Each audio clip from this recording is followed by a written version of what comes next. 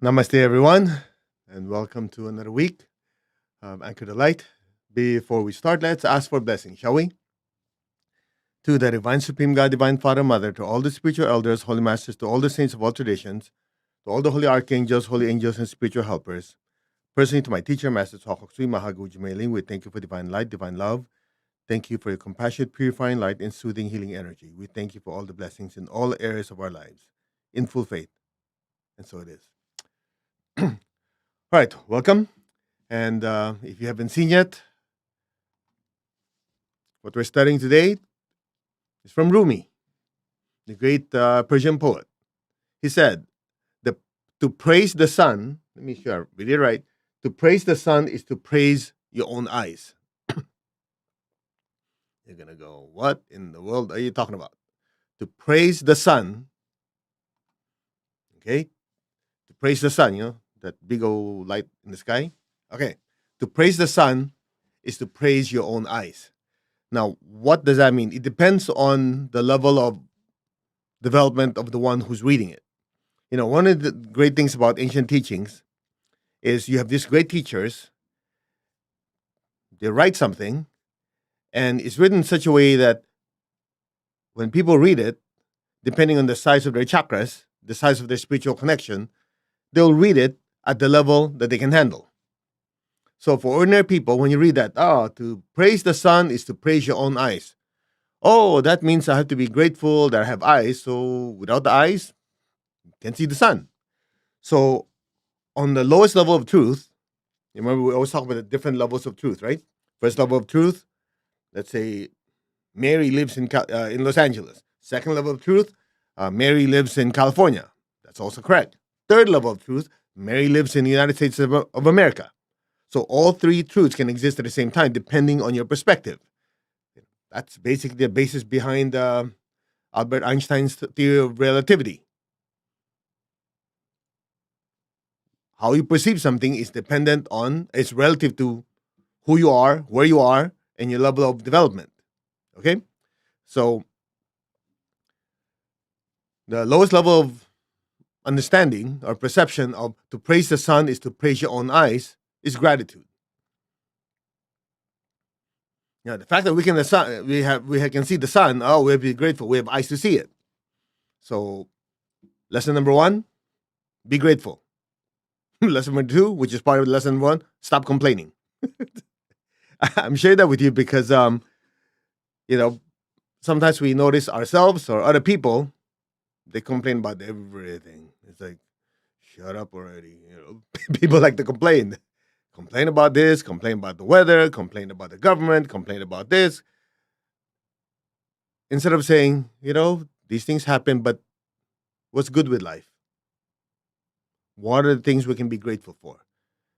The fact that you can still take a breath, you have to be grateful for.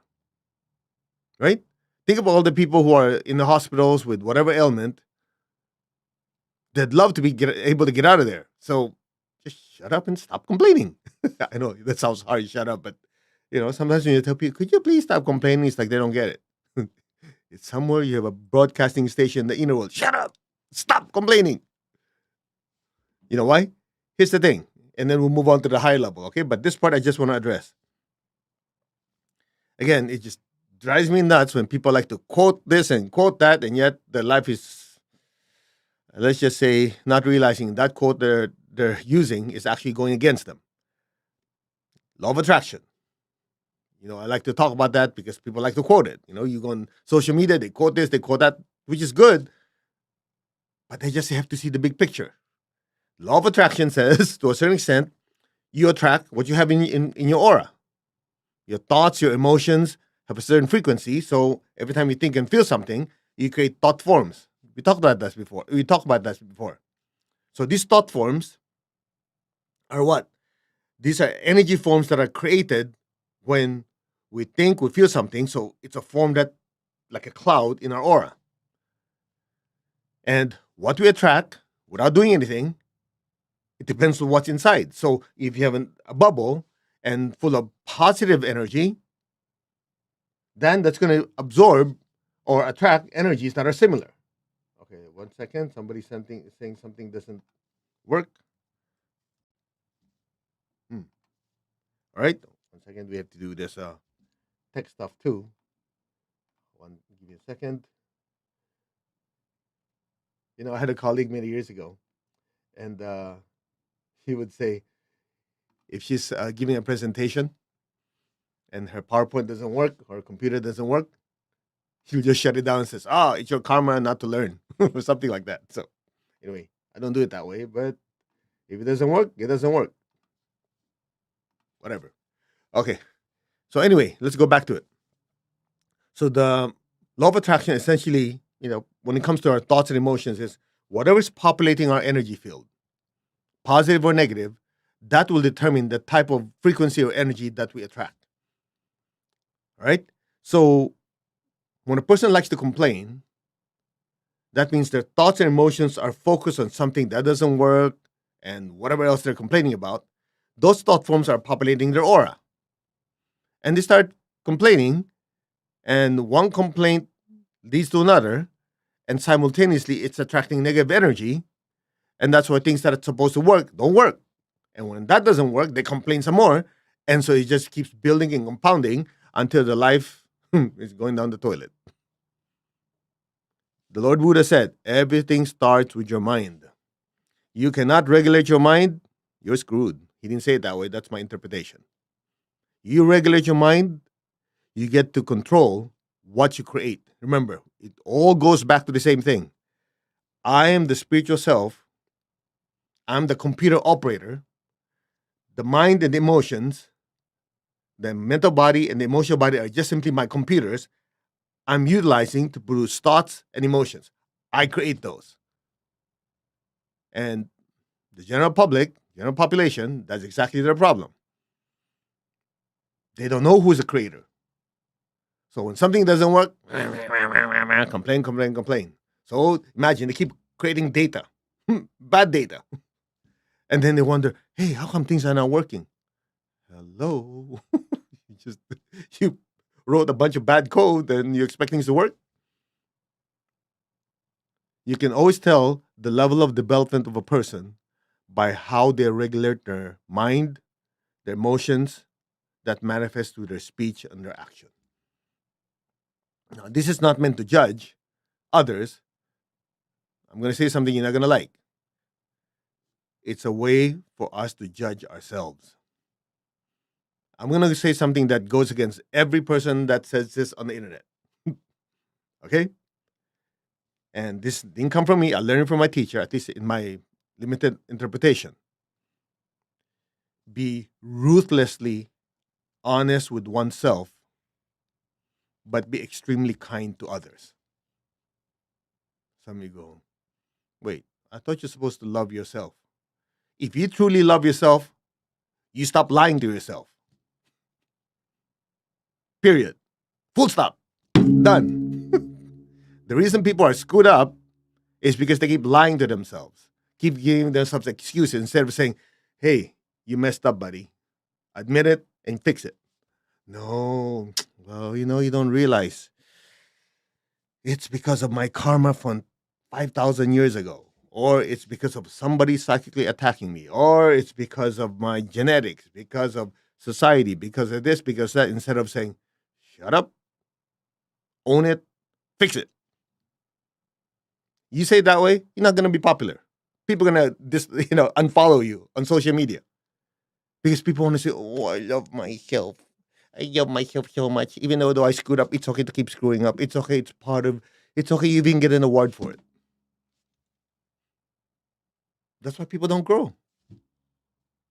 You can be so lucky, like I am, to have a teacher who will tell you in your face, hey, buddy, fix it. You messed up. That's why I remember many years ago when message was physically in the body. At some point, I felt bad because I'm going, how come every time he sees me, he's just telling me what I did wrong? How come my other colleagues don't get that? How come I'm the only one constantly being, hit in the head by a sledgehammer? Some of you have been panicking long enough. You guys know. My other colleagues' messages are always very congenial, very nice. And in my case, I'm always in trouble. Why did you do this? Fix this, do that. I'm going, how come I'm always in trouble with the big guy? And I remember at one time, Um, Somebody who was very close to him told me, he says, "You see, he only does that to people he loves." I go, funny way of showing it. I know that sounds bad, but looking back, and I've shared this with you many, many times, looking back, it's probably true. If he didn't care, he'll just let me continue to screw up and, you know, life go down the drain. But because of that, he did not babysit me. I grew. If you start kind of enabling my mistakes, I say, it's okay. It's all right. It's the market. It's a society. So you didn't produce any results. It's okay. Then I would have been say, okay, it's okay to be mediocre. It's okay to fail. And I would not be where I am today. Now it's stressful, but it taught me one thing, which I hope somehow I can get it through to all of you. Be ruthlessly honest to yourself. Don't be looking for comfort because you look for comfort. You know what happens? You're looking for comfort. You're looking for a way to ignore the things you could improve. I know. I know. After this session today, I know I'm going to lose some of you because it's not popular. Most people like to say, "It's all right. It's okay to screw up. Keep screwing up. It's all right. If you screw up, everything will be fine." No, it's not fine. It's not fine to screw up. Because if you don't screw up, if you screw up and nobody tells you and you don't fix it, they'll continue to make stupid mistakes. I mean, what universe is it okay to keep messing up and say it's okay? That's dumb. But you see it all the time. That's why children are in trouble. They don't show up in class, and somehow, oh, you still get an award for, because you were absent only 5 times. And then some people, they say, oh, it's okay, you have perfect attendance. Great, you get this award and this award. I go, why do you need an award to have perfect attendance? Isn't that something you're supposed to do? You're supposed to show up. People get rewarded for being mediocre. True? Not true. You should be rewarded for being outstanding, not for being mediocre. With that kind of a mindset, same thing with us. If we don't keep raising our own standards, then you keep degrading your own spiritual development or development. Make sense? Now, of course, you have to use some common sense. It's not like you have to hit yourself. It's not one of those growing up. I remember in a country in the Philippines where during Holy Week people start hitting themselves and getting some crucified. Well, that's kind of going extreme. It's just a matter of mindset. Okay, that was a mistake on my part. You don't have to be neurotic about it. Just say, okay, I screwed up. Okay, I learned the lesson. Move forward. Next time this happens again, I'll do the right thing. Done. It doesn't have to be one big drama. Some people they want to make everything dramatic. Make sense? So let's go back to the main topic. We're all over the place. I apologize. But the idea here is let's go back. To praise the sun is to praise your own eyes. So what Rumi is saying to ordinary people who are not diving deeper is saying be grateful. Be grateful for what you have. Be grateful for both the good things and the challenging things in your life. The challenging things, it's hard to be grateful for them, but those are the things that allow you to grow. To kind of quickly reference one of the Chinese quotes, I think by Confucius, some of the smart dudes. He says, "A kite, flying kite. A kite can only go higher if there's an opposing wind. A kite can only rise if there's an opposing wind." So, in other words, if we have challenges in our life, there's two ways we can handle it. We can sit there and complain, and you know where that's going, or you can look at it. Look, this is only here to make me grow. Like a kite, I can only go higher. Anytime there's an opposing wind, I'm going to use it to go higher. right? So that's one level of truth. To praise the sun is to what? Praise your own eyes. In other words, be grateful you can see. So we're grateful for the good things that happen in our life and the things that are not that pleasant because they're there either to work out some karma or to help us realize certain lessons we have not yet learned. Now, let's go deeper. If you survived 20 minutes, okay, you deserve to learn the deeper lesson. The deeper lesson has to do with keywords, the sun in your eyes. So, this is a book I highly recommend. It's the last book my teacher wrote. The existence of God is self evident. Okay, amazing book. So, I'm going to read a few quotes here. During meditation, the consciousness of the meditator just expands slightly. When he sees the solar system, he does not see planets revolving around the sun. He sees luminous lotus flowers revolving around the sun. Let me repeat it. During meditation, the consciousness of the meditator just expands slightly. Emphasis on slightly. When he or she, it, okay, get over it. When he, she, it, they, them, whatever, sees the solar system, he does not see the planets revolving around the sun. He sees luminous lotus flowers revolving around the sun. In other words, when that person is meditating, somehow when their consciousness just expands outside of the earth, instead of seeing planets, that meditator starts seeing lotus flowers rotating around the sun. You can read more of it. The basic that is actually the basis of astrology. As above, so below. Those planets are actually chakras of a gigantic being called the solar logos or God's presence in the solar system. So when certain planets are activated or more stimulated, corresponding to certain chakras within us, then it affects us.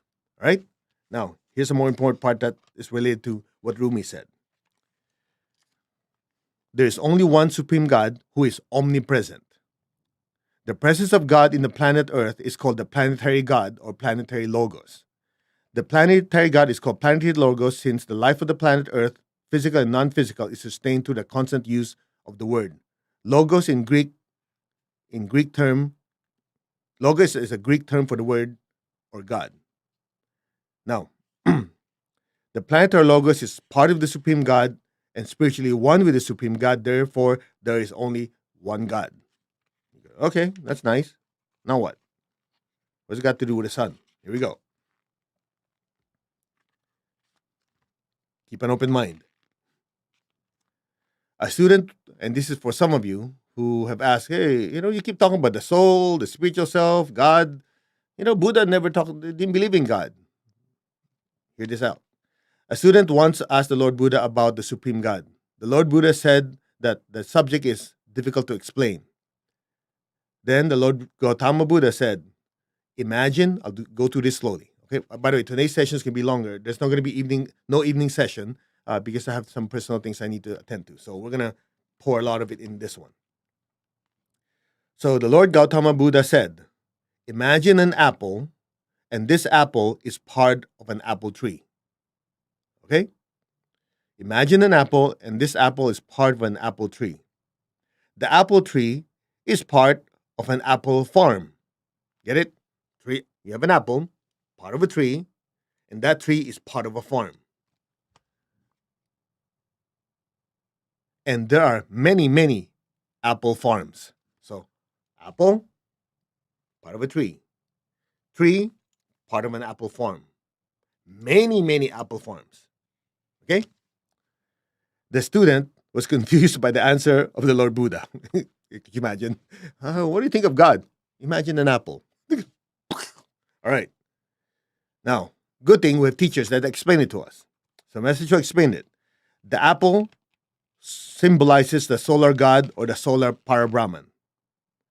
In other words, God's presence in the earth is called planetary God or planetary logos. God's presence in the solar system is called the solar logos or the solar God. Make sense? Okay. Here we go. The many apples of the apple tree, let me go back. The apple symbolizes the solar god or the solar power Brahman. So that one apple symbolizes God's presence in our solar system. There are many apples of the apple tree symbolizing God or the power Brahman of the galaxy. So look at it this way: you have but one solar system. That solar system is part of many solar system within the galaxy. So if there's God's presence in the solar system, then there's God's presence in the galaxy. Make sense? All right. So the many apples of the apple tree symbolizes the God of the galaxy. The big apple farm symbolizes the God of the universe.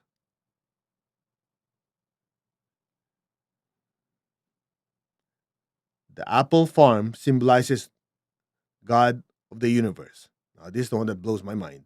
The many apple farms symbolize God of the many universes. Spiritually, all the different logos or gods are part of one absolute supreme God. Therefore, there's only one God, the absolute supreme God. Period. Now, what's that got to do with what Rumi said? To praise the sun is to praise with your own eyes. So the first keyword is the sun. When you say the sun, you're not talking about that ginormous fusion reactor in the sky that produces light. It's talking about God's presence in the sun that sustains the solar system. Okay? Which I just showed you. That sun is actually, in the solar system, it's one being.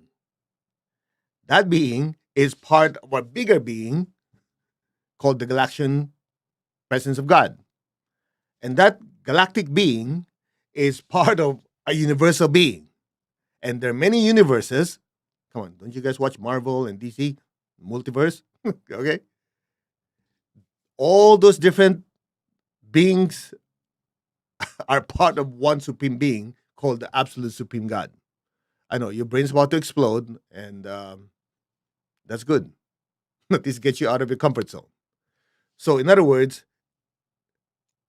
our point of contact is God's presence on the earth, God's presence in the sun.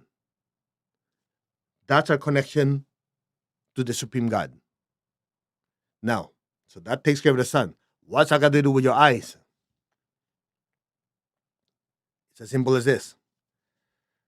If you remember, there's a verse in the Bible that says, if your eye be single, your body would be filled with light. Okay, I don't forgot the exact verse. Anyway, it's not that important. The fact that it is taught.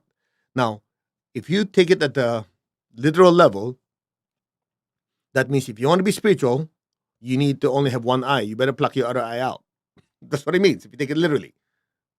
Of course, we don't take it literally. But what does it mean if your eye be single? If your eye is single, it's describing your spiritual eye, which is actually the particle in the center of your head called the blue pearl.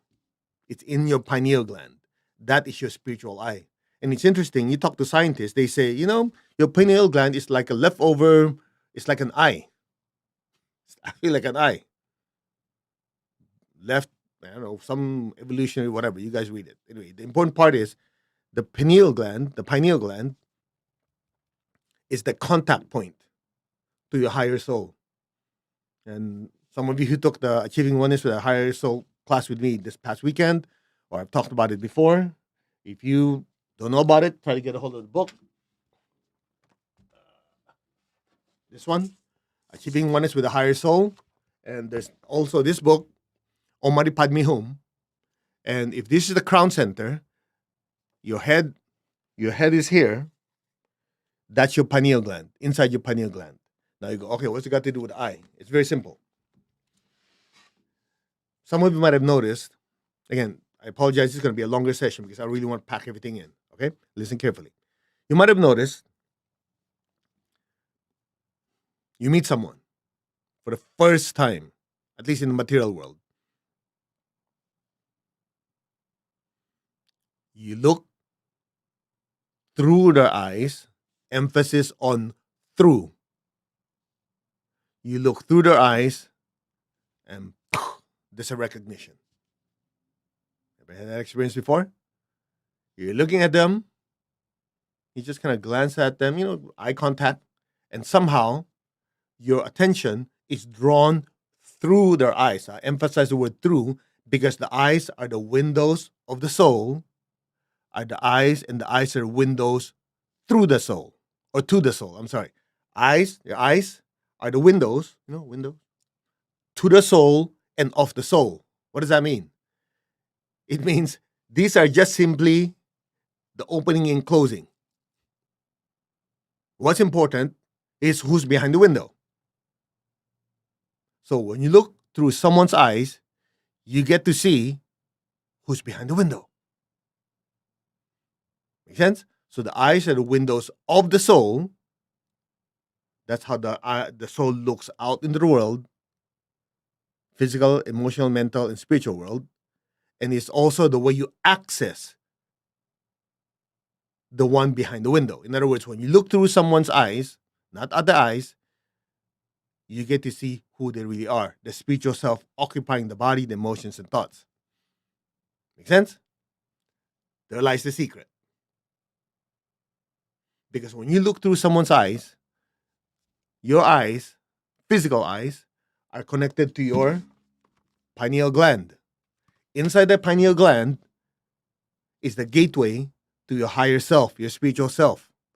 Your spiritual self is the one that perceives God's presence on earth, the planetary God, the planetary Logos, which is part of the solar God or presence of God in the solar system, which is part of God's presence in the galaxy. Remember those apple farms? Which is part of the universe, the universes, and ultimately the presence of the absolute supreme God. Your point of entry are these. So the sun is just simply the doorway. Now you know when Rumi said to praise the sun is to praise your own eyes, it means to connect to God through the sun, you have to use your spiritual eye. That's that.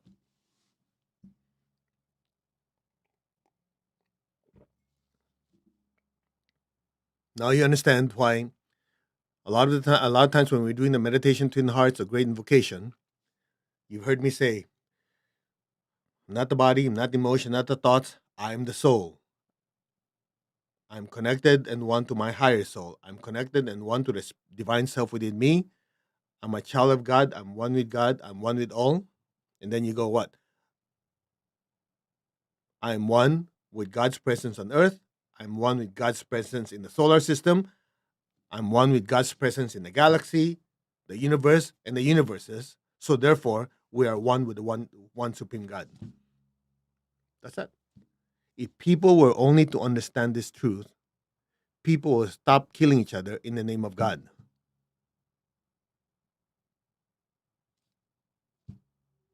You say, you're Muslim. You're Christian. You're Hindu. You're Jewish. There's one God. We just have a different perception of what God looks like or what are the qualities of God. But it's the one God. It's the one God. If you do it that way, people stop beating each other up in the name of God. The existence of God is self-evident. It does not say the existence of my God, not your God, is self-evident. That's why some of you go religion hopping. Right? You go to one religion, I feel so fulfilled. At some point you go, it's not doing anything for me. It's a bunch of rituals. You go to the next religion, I feel so fulfilled. After a certain amount of time, not doing much for me. You go to the next one. At some point you go, wait, God is not in a building. So you get to see, God is everywhere. God is omnipresent. Then at some point you look back, you go, That makes sense. All the different religions I've been trying out are actually pointing to the same truth. I just didn't see it. So initially, religion creates division. But once you get to realize there's only one God, then you get to see that all these different religions are just basically different doorways or different windows to see the one supreme God. That's that.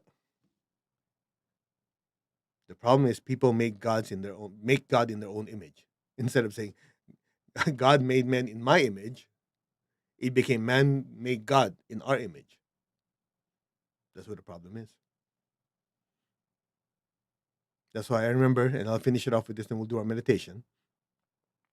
I remember a message who said, when he was teaching Arhatic Yoga, he says,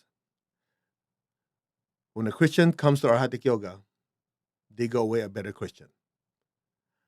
When a Muslim comes to Arhatic Yoga, they go away a better Muslim, Hindu, you know, Jewish religion, whatever else, different ones. They go away a better person, a better, how do you call this, person in that religion, or they know that their own religion more because they get to see the universal truth that unites the essence of all religions. So I remember one time he was saying, for most people, religion divides, spirituality unites.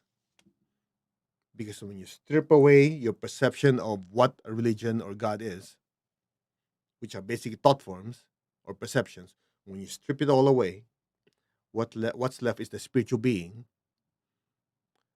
who doesn't have white skin, black skin, yellow skin, green skin, or whatever skin, doesn't have title of being mother, father, brother, children, or whatever. Is not a politician. Is not a beggar. Is not any of those. Doesn't belong to any religion or culture. It's just pure energy with consciousness. That's that. Shall we? To the divine supreme God, divine Father, Mother, to all the spiritual elders, holy masters, saints, archangels, holy angels, spiritual helpers. Of course, personally to my beloved teacher, Master Chwakoksi, to his teacher, Mahaguru Jimeli, we thank you for divine light, love, guidance. Thank you for your wisdom. Thank you for spiritual realization. We thank you in full faith. So be it. Tap your crown. Put your hand like this. I am that I am. I'm not the body. I'm not the emotions. I'm not the thoughts. I'm not the religion. I'm not the race. I'm not my occupation. I'm not the sex or gender. Those are not the I. I am the soul, the spiritual self. I am a spiritual being of divine intelligence, divine love, and divine power. I am that, the soul. I am connected in one to my higher soul. I am connected in one with the divine spark, the divine spirit within me. I am a child of God, meaning we're still growing and evolving. I am one with God. I'm one with all. Be still.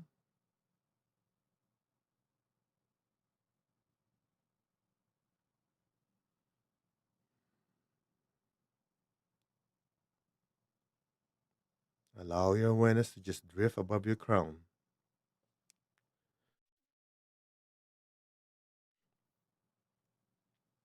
Stay there. Just silently follow. I, the soul, I, the spiritual self, am one with God's presence on earth, also known as the planetary God or planetary logos. Be still. Allow your awareness to expand even further beyond the earth. I, the soul, the spiritual self, am one with God's presence in the solar system, also known as the solar God or the solar logos. Be still.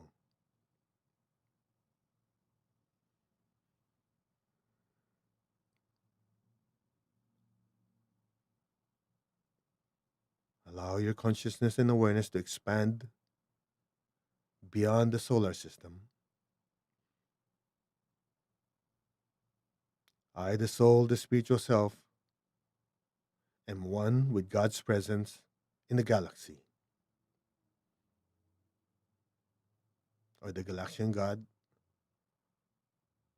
or the Logos of the galaxy. Be still.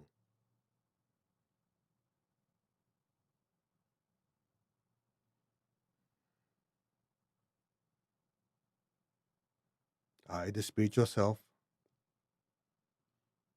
am one with God's presence in the universe,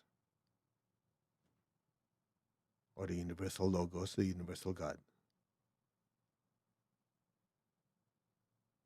Be still.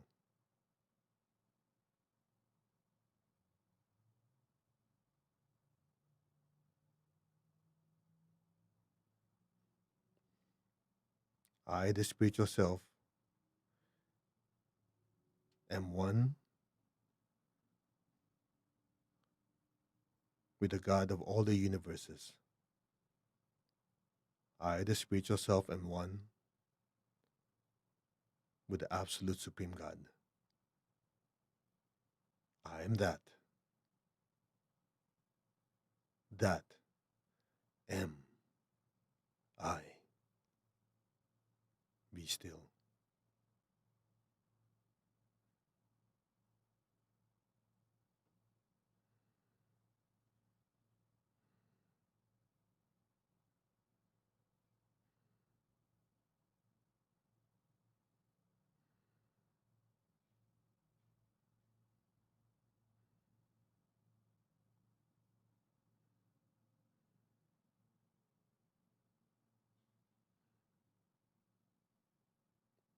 There is only oneness in all dimensions, encompassing all dimensions. We are one.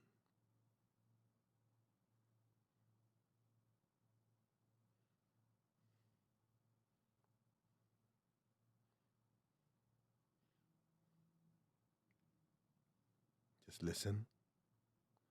The mantra Om Namo Para Brahman Om means I, the spiritual self, salute the absolute supreme God. Just listen. Om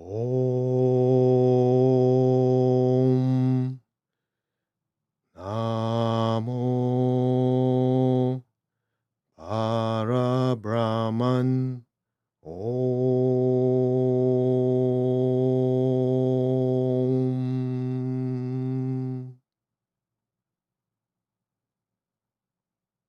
Om Namo Para Brahman Om.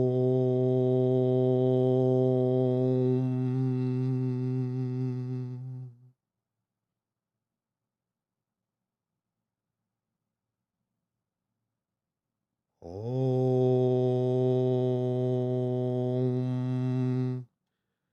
Namo Para Brahman Om.